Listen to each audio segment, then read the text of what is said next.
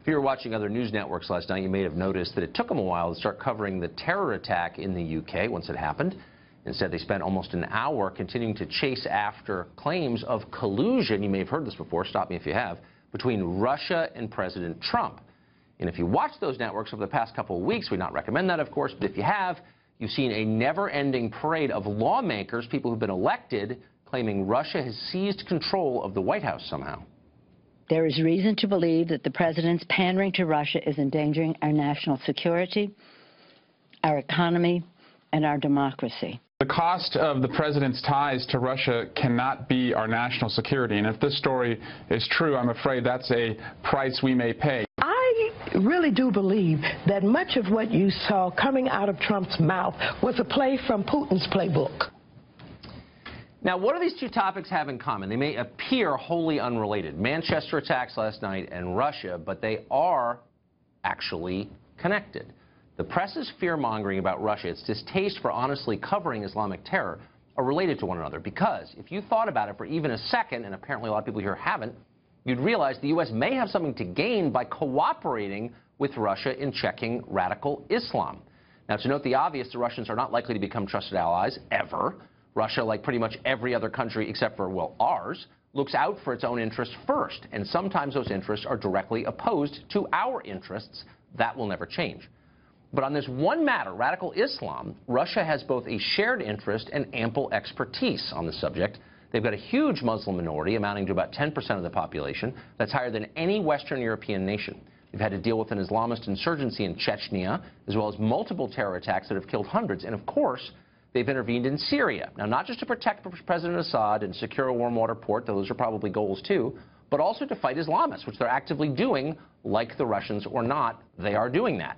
In other words, on this one vital question, Russia is aligned with us. Now, you'd think that would be obvious, just as it was obvious to Franklin Roosevelt 80 years ago to make common cause with Joseph Stalin in the fight against the Nazis, and it worked. But no. It's 1953 all over again with the Democratic Party in the McCarthy seat impugning the character of anyone who dares to note the obvious. I know because it's happened to me, agent of Russia that I am.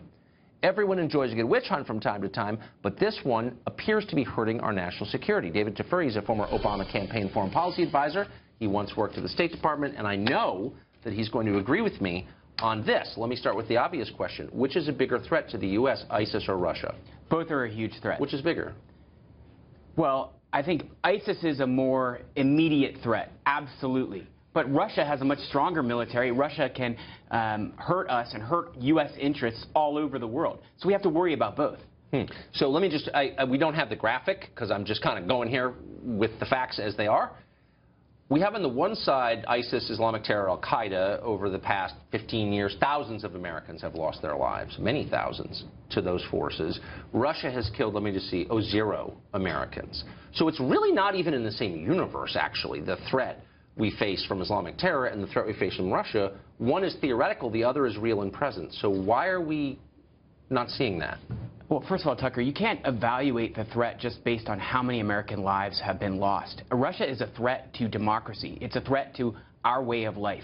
Look at what Russia has done in Ukraine. It annexed Crimea. It is in eastern Ukraine. It's killed a lot of people in Ukraine. Ukraine wanted to be part of the West. It wanted to be a democracy. It wanted to join Europe. It wanted to be our ally.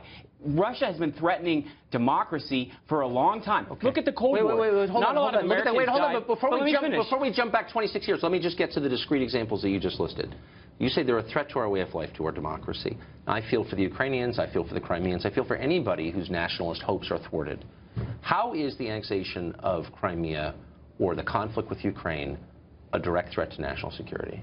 Because if Russia is allowed to annex Ukraine, it will annex another country next. It will annex one of the Baltic states. Idaho? It'll annex 2 of the Baltic California? states. I mean, how will that affect American national security? Do you not believe that there are countries like Russia who have who desire to undermine democracy all over the world, lots of them. particularly in Europe, and part of their strategy, for doing that is undermining democratic efforts in countries like Ukraine, in the Baltic states. I'm asking you simple questions. Just give me simple answers, if you would. How is Russia's expansionist tendencies, which are shared by a lot of countries around the world, lots of countries want to be bigger. This is the story of the world, of history. How does Russia's behavior in Eastern and Central Europe threaten America's critical national security interests or America's democracy? Because one of the things that America has always stood for is freedom and spreading democracy around the world. And the biggest foe of freedom and the spread of democracy is Russia. And we see that now in lots of different places where Russia is an actor, particularly in Eastern Europe, where it has designs on recreating a Russian empire, on recreating colony-type states that it had when it was the USSR. Just for the hell of it, I'm going to ask the question one more time, because you didn't answer the question I asked. You basically said Russia's behavior offends our values as Americans, and I would agree with that completely. But that's not the criterion upon which we make war decisions. We go to war, we are enemies with someone when their behavior threatens our national security, something you said Russia did. So I'm going to ask you one final time. How does their behavior threaten our national security or our democracy itself, as is often the claim? I don't understand that. Okay, let's take Syria, for instance. Russia given up on Crimea and Ukraine. Well, we talked about that a lot. Okay.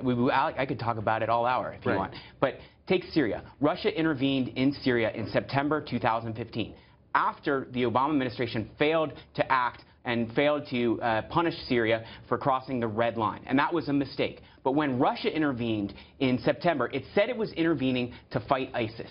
1 week after its military and airstrikes, State Department said more than 90% of those airstrikes were against U.S.-backed forces in Syria, not against ISIS. Okay, That's how.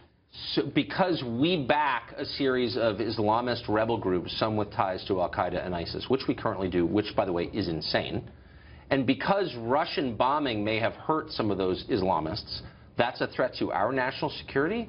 If you could just, I know we don't have a ton of time left, but just connect the dots there for me, if you would. Sure. Let me connect the dots for you.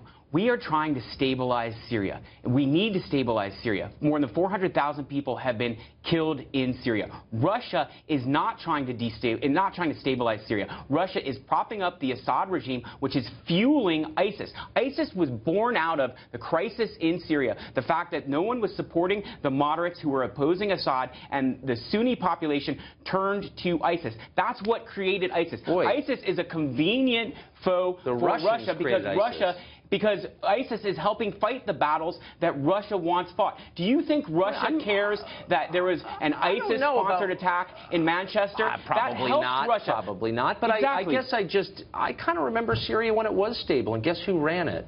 Oh, the Assad family ran it.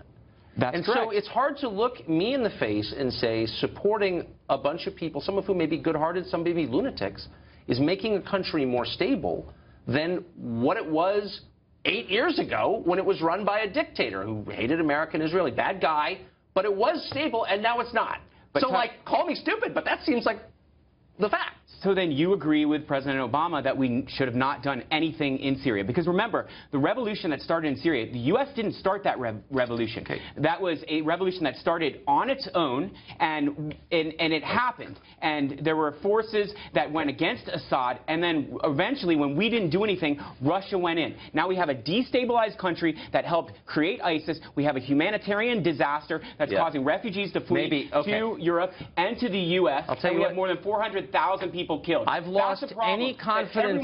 Especially U.S. any confidence I ever had in the ability of intellectuals in Washington to make the world stable. They've made it less stable, and now I'm really worried about their judgment. That's my. So now you want Russia to do it? I'm not saying that at all. I don't take any of this at face value anymore. I used to.